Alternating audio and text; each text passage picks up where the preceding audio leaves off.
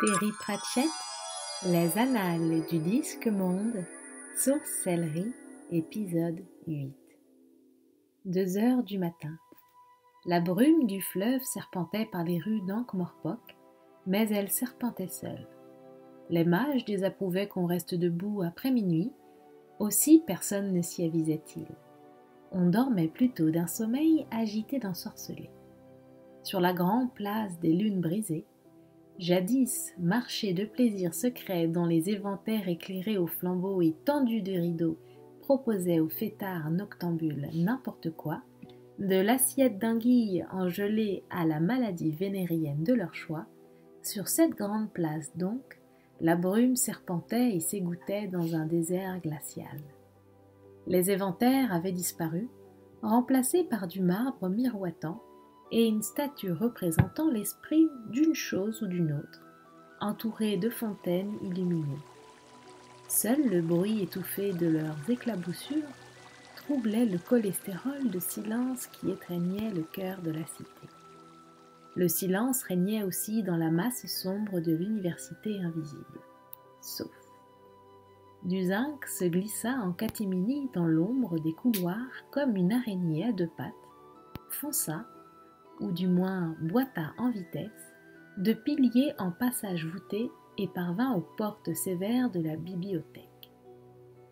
Il fouilla d'un œil nerveux les ténèbres alentours et, après quelques hésitations, frappa très légèrement. Le silence tomba des lourds battants de bois. Mais ce silence-là, contrairement à celui qui tenait le reste de la cité sous son joug, était attentif, en éveil, le silence d'un chat endormi qui vient d'ouvrir une paupière. Lorsqu'il en eut assez d'attendre, Duzinc tomba à 4 pattes et essaya de scruter par-dessous les portes. Finalement, il approcha la bouche aussi près qu'il put de l'espace poussiéreux, livré au courant d'air sous le gond le plus bas et souffla. « Tite, vous m'entendez ?» Il eut la certitude que quelque chose bougeait tout au fond des ténèbres. Il essaya encore, l'esprit ballotté entre l'espoir et la terreur à chaque battement désordonné de son cœur. « Dites, c'est moi, Duzinc, vous savez. Pourriez-vous me répondre, s'il vous plaît ?» Peut-être que de grands pieds de cuir marchaient doucement à l'intérieur, ou peut-être n'était-ce que les nerfs de Duzinc qui craquaient.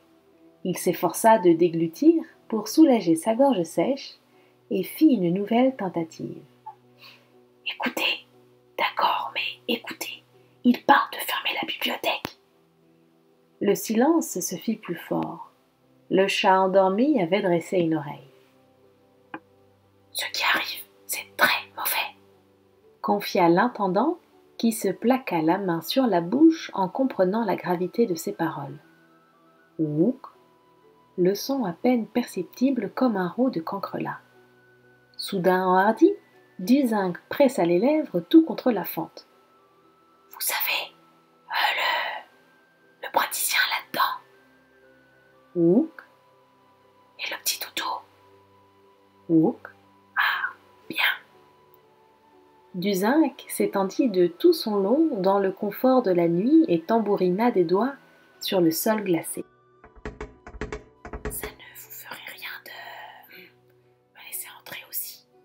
Risqua-t-il. Ouc ! Duzinc grimaça dans le noir. Eh bien, me laisseriez-vous entrer quelques minutes? Il faut que l'on discute de problèmes urgents, d'homme à homme. Hic. Je voulais dire un primate. Ouc. Écoutez, vous voulez sortir alors? Ouc. Duzinc soupira. « Cette démonstration de loyauté, c'est bien beau, mais vous allez mourir de faim là-dedans. »« Ouc, ouc. »« Comment ça, un autre accès? »« Ouc. »« Oh, et puis faites comme vous voulez. » soupira à nouveau Duzinc. Mais d'une certaine manière, ça lui faisait du bien de discuter. Tous les autres à l'université avaient l'air de vivre dans un rêve, alors que le bibliothécaire, lui, ne désirait rien de plus au monde qu'un fruit mûr, un approvisionnement régulier en fiches et l'occasion, une fois par mois en gros, de sauter par-dessus le mur de la ménagerie privée du praticien, c'était curieusement rassurant. Donc, côté banane et le reste, ça va, s'enquirit-il au bout d'une autre pause. Ouc, ne laissez entrer personne, vous voulez bien? Je crois que c'est terriblement important. Ouc, bon. Duzinc se releva et s'épousseta les genoux. Puis il colla sa bouche contre le trou de serrure et ajouta « Ne faites confiance à personne. » Ouc.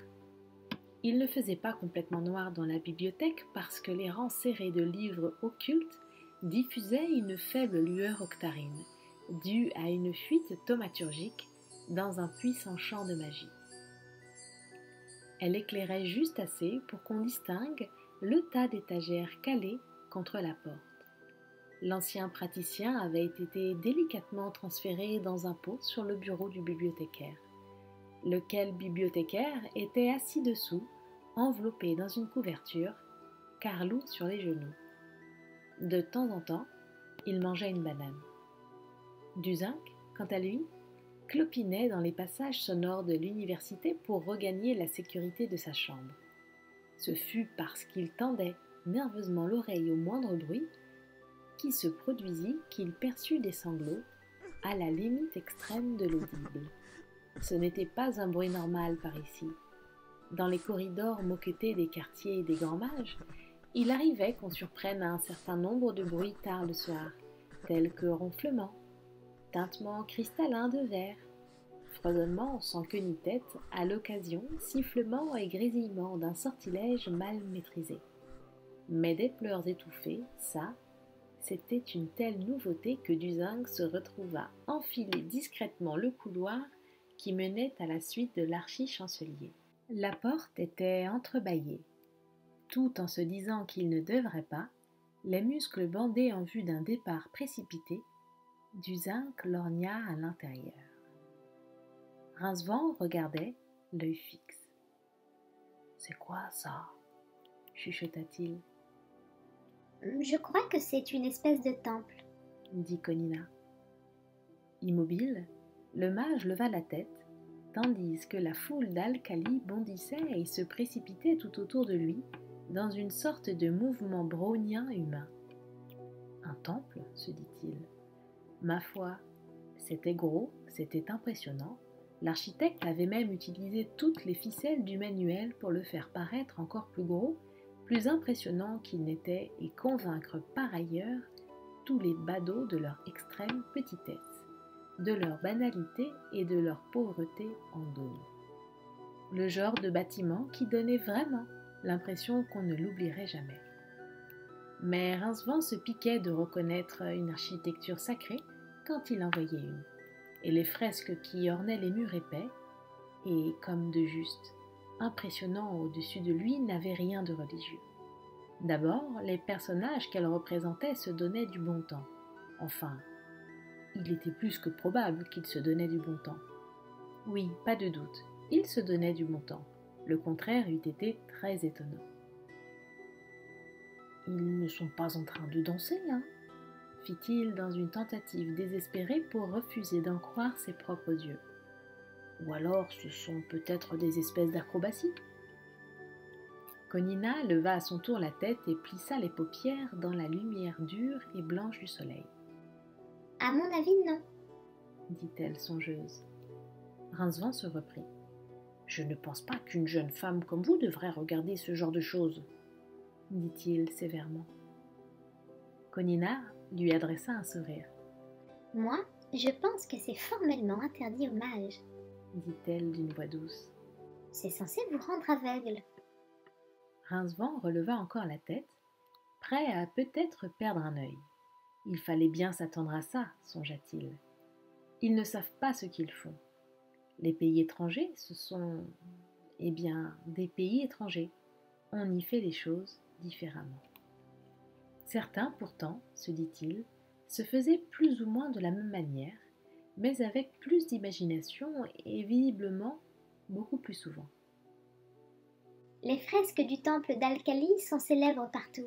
dit Conina, tandis qu'il traversait des nuées de gamins qui cherchaient sans arrêt à vendre des bricoles à Rincevent ou à lui présenter des parentes bien disposées. Ben, je comprends ça, convint le mage. Écoute-toi, fiche le camp, tu veux? Non, je ne veux pas acheter ce machin-là, non, je ne veux pas connaître ta sœur, ni ton frère non plus, ni ta chèvre, sale garnement. Descendez de là, tous, vous voulez? Ce dernier cri à l'adresse du groupe d'enfants tranquillement à califourchon sur le bagage, lequel cheminait patiemment derrière Rincevent sans chercher à les désarçonner. Peut-être couvait-il quelque chose, se dit-il. Il se dérida un peu. Il y a combien d'habitants sur ce continent, d'après vous? Lança-t-il. Je ne sais pas. Répondit Conina sans se retourner. Des millions, j'imagine. Si j'avais un peu de bon sens, je ne serais pas ici, dit Rincevent avec émotion. Il se trouvait à Alcali, porte de tout le continent mystérieux de Klatch, depuis plusieurs heures. Une cité décente devrait avoir un peu de brouillard, estimait-il, et les habitants vivre chez eux plutôt que passer tout leur temps dans les rues. Il ne devrait pas y avoir tout ce sable ni cette chaleur. Pour ce qui était du vent, Ankh-Morpork avait sa fameuse odeur à la personnalité si forte qu'elle faisait monter les larmes aux yeux des hommes les plus solides. Mais Alcali avait son vent, qui soufflait depuis les immensités désertiques et les continents proches du rebord. C'était une brise légère, mais elle ne tombait jamais et finissait par produire le même effet sur les visiteurs qu'une râpe à fromage sur une tomate.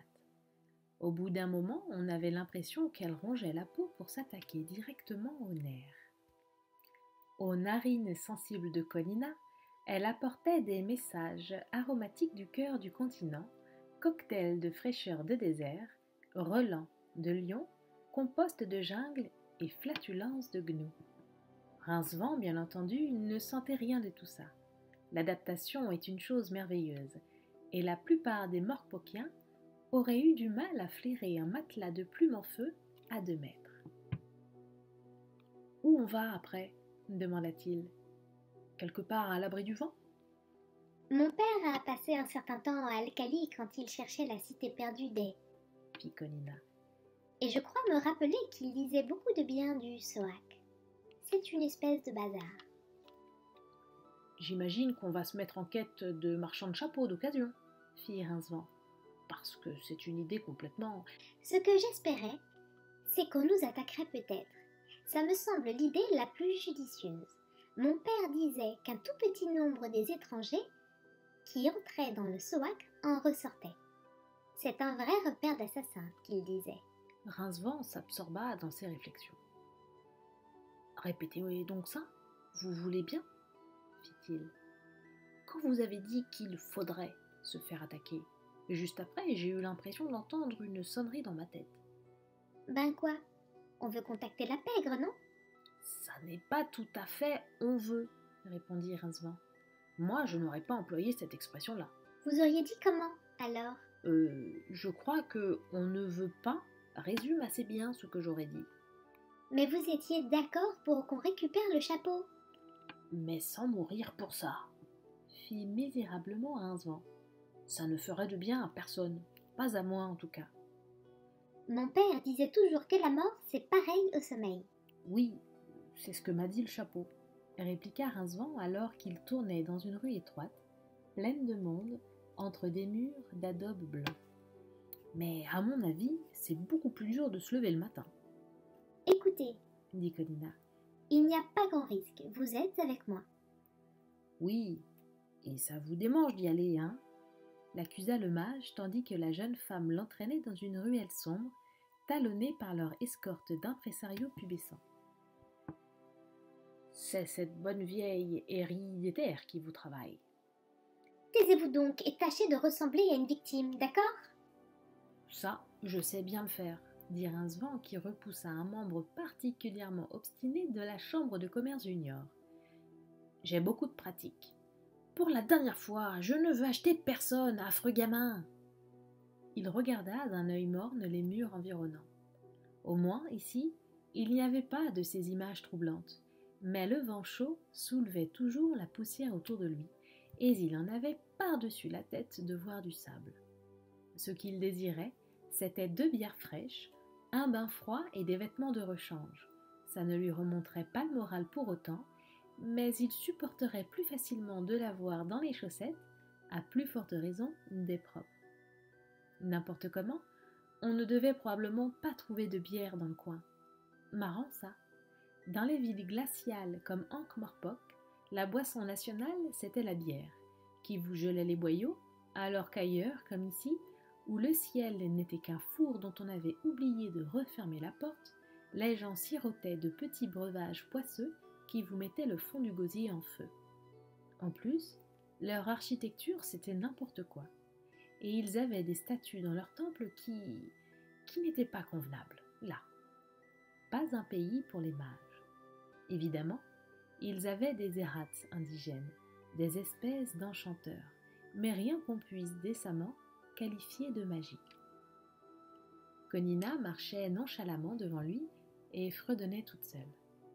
« Tu l'aimes bien, hein ? Je le sais, fit une voix dans sa tête.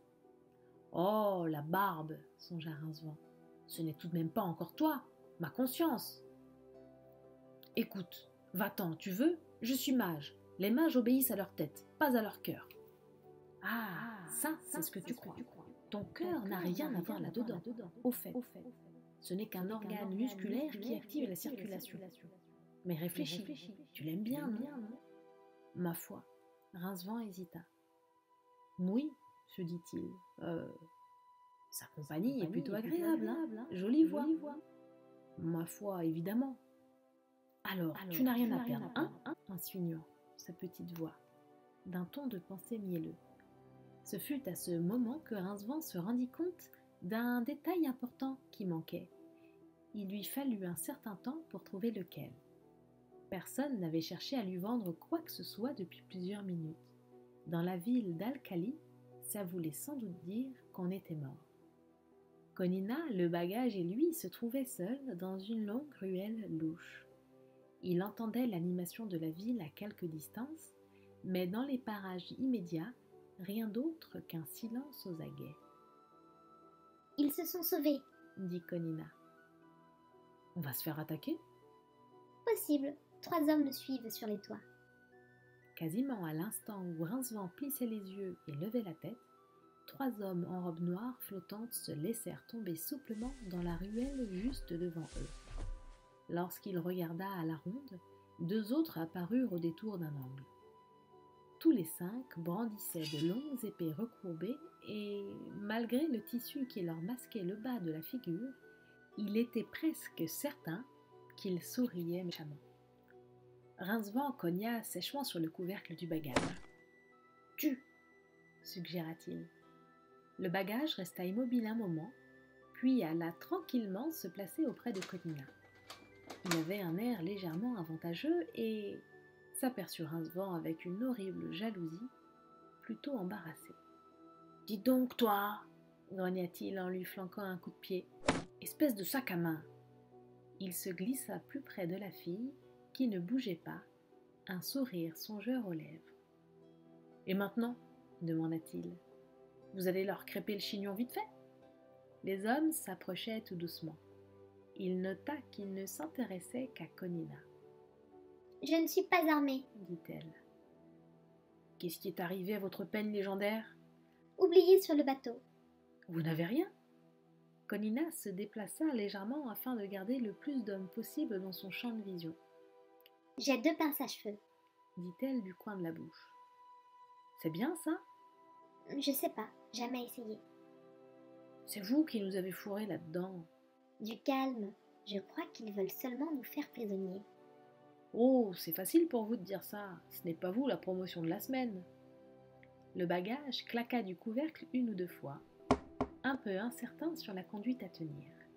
L'un des hommes tendit prudemment son épée et poussa Rincevent dans le creux des reins. « Ils veulent nous emmener quelque part, vous voyez ?» fit Konina. Elle serra les dents. « Oh non !» marmonna-t-elle. « Quoi encore ?»« Je ne peux pas. » Quoi donc ?» Konina se prit la tête dans les mains. Je ne peux pas les laisser s'emparer de moi sans me battre. Je sens 1000 ancêtres barbares m'accuser de trahison. Souffla-t-elle très vite. À d'autres. Non, vraiment, ça ne prendra même pas une minute. Il y eut un mouvement soudain, à peine visible, et l'homme le plus proche s'écroula en un petit tas gargouillant. Les coudes de Conina partirent en arrière dans l'estomac de ceux dans son dos. Sa main gauche fusa au ras de l'oreille de Rincevent dans un bruit de soie déchirée pour rassommer l'homme derrière lui. Le cinquième prit ses jambes à son cou, mais un tacle à la volée le fit tomber et il se cogna durement la tête contre le mur. Conina se dégagea d'une roulade et s'assit, hors d'haleine, les yeux brillants. « C'est triste à dire, mais je me sens mieux, » fit-elle. « C'est affreux de savoir que j'ai trahi une belle tradition de la coiffure, bien sûr. Oh !» « Oui, » dit Rincevent sombrement. « Je me demandais si vous les aviez remarqués. » Les yeux de Conina balayèrent le rang des archers soudain apparus le long des murs d'en face. Ils avaient l'air impassibles, imperturbables, de ceux qu'on a payés pour effectuer un boulot et que ça ne dérange pas d'avoir à trucider des gens dans l'affaire. L'heure des épingles à cheveux est venue, dit Rincevent. Conina ne bougea pas. Mon père disait toujours qu'il était inutile de lancer une attaque frontale sur un ennemi puissamment équipé d'armes de jet meurtrières, répondit-elle. Rincevent, qui connaissait le vocabulaire usuel de Cohen, lui adressa un regard incrédule. Enfin, ce qu'il disait réellement, ajouta-t-elle, c'était « Évite toujours les concours de bottage de cul avec un porc-épic. » Duzinc n'avait pas le courage d'affronter le petit déjeuner. Il se demanda s'il devait parler à Cardan, mais il sentait avec un froid dans le dos que le vieux mage n'écouterait pas et qu'il refuserait de le croire de toute façon. D'ailleurs, il n'était pas vraiment sûr d'y croire lui-même. Si, il était sûr. Il aurait beau faire, il ne l'oublierait jamais. L'un des problèmes que posait la vie à l'université ces temps-ci, c'était que le bâtiment où l'on se couchait risquait de ne pas être le même au réveil. Les pièces avaient pour manie de changer de forme et de place, conséquence de toute la magie qui circulait au hasard. Elle s'accumulait dans les tapis, chargeait les mages de tant d'énergie que donner une poignée de main devenait le meilleur moyen de métamorphoser n'importe qui en n'importe quoi. La charge de magie, de fait, dépassait la capacité des lieux. Faute d'y remédier rapidement, même les gens du commun allaient bientôt pouvoir s'en servir, une pensée qui glaçait les sangs, mais comme la tête de Duzinc était déjà tellement pleine de ces idées-là, qu'on l'aurait prise pour un bac à glaçons, pas la peine de perdre son temps à s'inquiéter. La banale géographie domestique n'était cependant pas le seul souci. La véritable pression qu'exerçait la marée thaumaturgique agissait même sur les aliments. Ce qui était une fourchettée de pilaf de poisson dans l'assiette pouvait parfaitement se révéler autre chose une fois dans la bouche. Quand on avait de la chance, c'était non comestible. Quand on n'en avait pas, c'était comestible, mais sans doute quelque chose dont la simple idée d'en manger, ou pire d'en avoir déjà avalé la moitié, soulevait le cœur. Duzinc découvrit une dans ce qui avait été, tard la veille au soir, un placard à balai.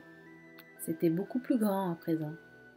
C'était uniquement parce que Duzinc n'avait jamais entendu parler de hangar d'avion qu'il ne sut pas à quoi le comparer, même si, soyons justes, on rencontre rarement de hangar d'avion avec des sols en marbre, des statues à profusion. Deux balais et un petit seau cabossé dans un angle avaient l'air parfaitement déplacés, mais pas autant que les tables en miettes de feu la grande salle qui, suite au déferlement de magie qui régnait désormais sur l'université, avait rétréci jusqu'à la dimension approximative de ce que Duzinc, s'il en avait eu connaissance, aurait appelé une petite cabine téléphonique. Il se glissa dans la pièce avec une extrême prudence et prit sa place parmi le conseil des mages. L'air saturé de magie laissait une impression graisseuse. Duzinc fit apparaître un fauteuil auprès de Cardan et se pencha vers lui. « Vous ne le croirez jamais, commença-t-il. « Chut !» siffla Cardan. c'est fabuleux. Thune se tenait assise sur son tabouret au milieu du cercle, une main sur son bourdon, l'autre tendue, qui tenait un petit objet blanc comme un œuf. Un objet curieusement flou. Au reste, se dit Duzinc, ce n'était pas quelque chose de petit qu'on voyait de près, c'était quelque chose de gigantesque, mais très loin. Et le gamin le tenait dans sa main. « Qu'est-ce qu'il fait ?» chuchota Duzinc. « Je ne suis pas vraiment sûr, » murmura Cardan. « Si on a bien compris, il crée un nouveau centre pour la magie. » Des serpentins de lumière colorée fulguraient autour de l'ovoïde indistincte comme un orage lointain. La lueur éclairait le visage concentré de Thune par en dessous et lui donnait l'apparence d'un masque. « À mon avis, on aura du mal à tout centrer là-dedans, » fit l'intendant.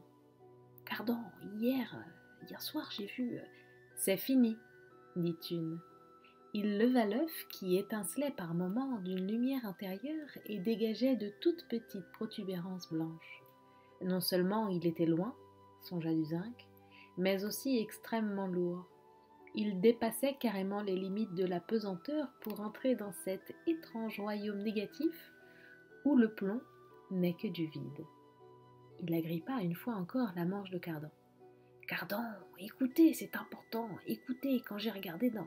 J'aimerais bien que vous arrêtiez un peu, mais le bourdon, son bourdon, ce n'est pas... » Thune se leva, pointa le bourdon vers le mur où une porte apparut aussitôt. Il la franchit et laissa les mages lui emboîter le pas. Il traversa le jardin de l'archichancelier, suivi d'un troupeau de mages telle une comète suivie de sa queue, et continua jusqu'au bord de l'Ancre. Quelques saules vénérables poussaient là, et le fleuve s'écoulait, du moins bougeait, le long d'un méandre en fer à cheval qui contournait une petite prairie infestée de salamandres, assez abusivement appelée plaisance des mages. Les soirs d'été, à condition que le vent souffle vers le fleuve, c'était un joli but de promenade d'après-midi. La brume chaude et argentée planait toujours au-dessus de la cité lorsque Thune s'avança à pas comptés dans l'herbe humide et s'arrêta au centre. Il lança en l'air l'œuf qui décrivit un léger arc de cercle avant d'atterrir avec un bruit d'éponge. Il se tourna vers les mages qui se dépêchaient. « Tenez-vous à bonne distance, » ordonna-t-il, « et soyez prêts à courir. » Il pointa le bourdon d'octefer sur la chose à demi enfouie. Un jet de lumière octarine jaillit de son extrémité, frappa l'œuf et explosa en une pluie d'étincelles qui laissa sur les rétines des mages des images persistantes bleues et violettes. Il y eut une pause. Une douzaine de mages observaient l'œuf dans l'expectative. Une brise agita les saules d'une manière qui n'avait absolument rien de mystérieux. Et ce fut tout. Commença Duzinc. Vint alors la première vibration. Quelques feuilles se détachèrent des arbres et au loin un quelconque oiseau aquatique s'envola de peur. Le bruit démarra par un grondement sourd qu'on sentit plutôt qu'on entendit, comme si les pieds étaient soudain devenus des oreilles.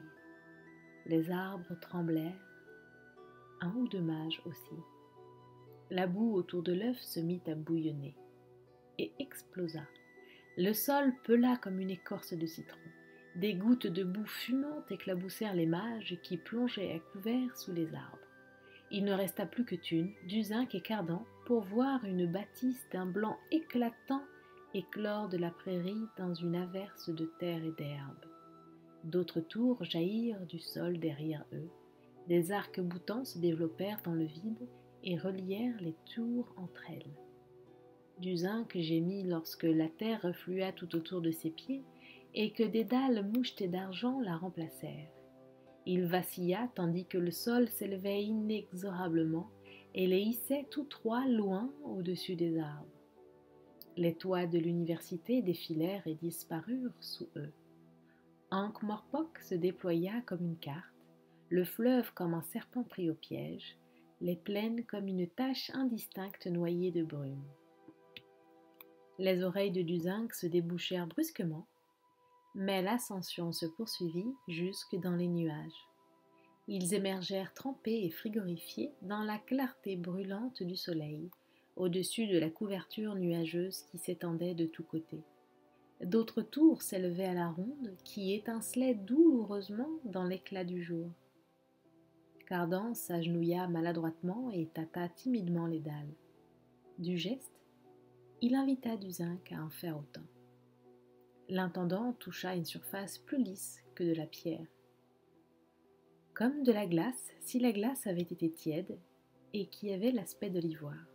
Sans être vraiment transparente, elle donnait à penser qu'elle ne demandait que ça. Il eut la nette impression qu'en fermant les yeux, il n'arriverait plus à la sentir du tout. Son regard croisa celui de Cardan. « Ne me regardez pas comme ça, » dit l'autre. « Je ne sais pas ce que c'est non plus. » Ils levèrent la tête vers Thune qui leur répondit. « C'est de la magie. »« Oui, Seigneur, mais en quoi c'est fait ?» demanda Cardan. « C'est fait de magie pure, solidifiée, coagulée, renouvelée de seconde en seconde. Pouviez-vous imaginer meilleurs matériaux pour bâtir le nouveau centre de sorcellerie ?» Le bourdon brilla un instant et dissipa les nuages. Le disque-monde apparut sous leurs pieds, et de là-haut ils constatèrent qu'il s'agissait effectivement d'un disque, épinglé dans le ciel par la montagne centrale de Caux-Célestie, séjour des dieux. Ils virent la mer circulaire si proche qu'ils auraient même pu plonger dedans depuis leur perchoir. Ils virent le vaste continent de Klatch écrasé par la perspective. Les chutes du rebord à la périphérie du monde dessinaient une courbe scintillante. « C'est trop grand !» fit Duzinc à voix basse.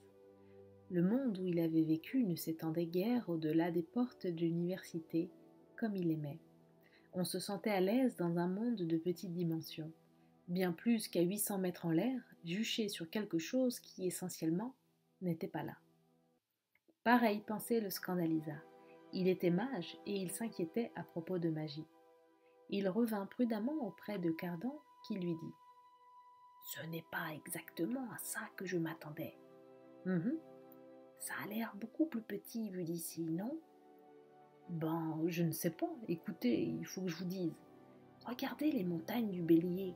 On pourrait presque les toucher en tendant la main. » Ils contemplèrent par-delà 200 lieues l'imposante chaîne montagneuse qui luisait, blanche et glacée. On prétendait qu'en se dirigeant vers le Moyeu, par les vallées secrètes du Bélier, on découvrirait, dans les terres gelées sous Cori-Célestie proprement dit, le royaume caché des géants des glaces, emprisonnés depuis leur dernière grande bataille contre les dieux.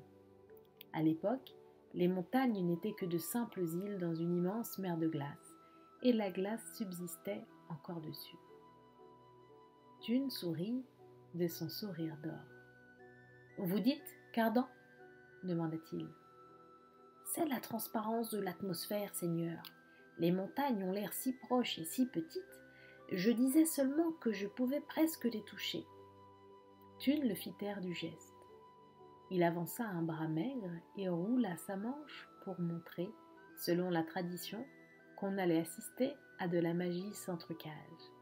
Il tendit la main, puis la ramena, les doigts serrés sur ce qui était, sans l'ombre d'un doute, une poignée de neige.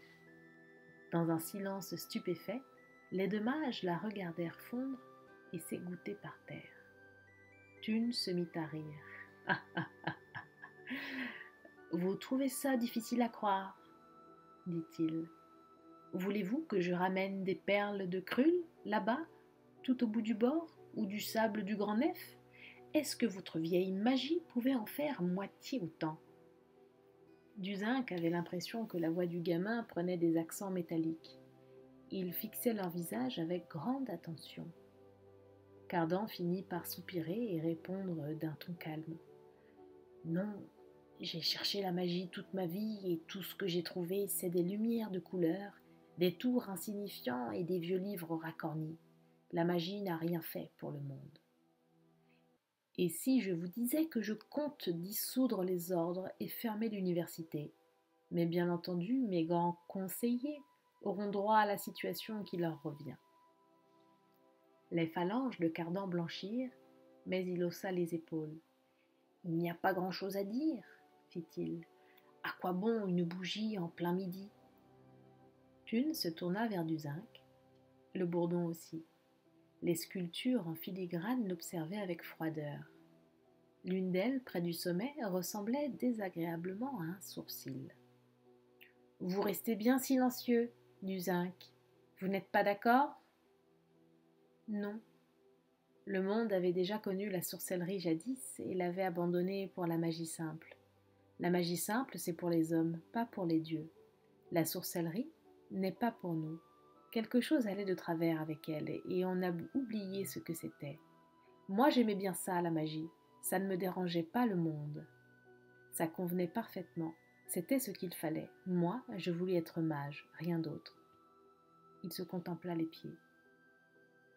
Si, chuchota-t-il. Bon, fit Thune d'un ton satisfait. Il s'avança d'un pas de promeneur jusqu'au bord de la tour et baissa le regard sur le plan des rues d'Ankh-Morpork, loin en dessous. La tour de l'art s'élevait à peine à 1/10 de leur hauteur. « Je crois, dit-il, je crois que la cérémonie aura lieu la semaine prochaine, à la pleine lune. »« Il n'y aura pas de pleine lune avant 3 semaines, dit Cardan. »« La semaine prochaine, répéta Thune. Si je dis que la lune sera pleine, il n'y a pas à discuter. » Il continua de contempler les maquettes des bâtiments de l'université, puis pointa le doigt. « C'est quoi ça ?» Cardan tendit le cou. « La bibliothèque. Oui, c'est la bibliothèque. » Le silence se faisait si oppressant que Cardan sentit qu'on attendait davantage de lui. Tout valait mieux que ce silence. « C'est là qu'on garde les livres, vous savez. 90 000 volumes, n'est-ce pas, du zinc? Hein? Oh, oui. Dans les 90 000, oui, j'imagine. » Thune appuya sur le bourdon et fixa le bâtiment. « Brûlez-les, dit-il. Tous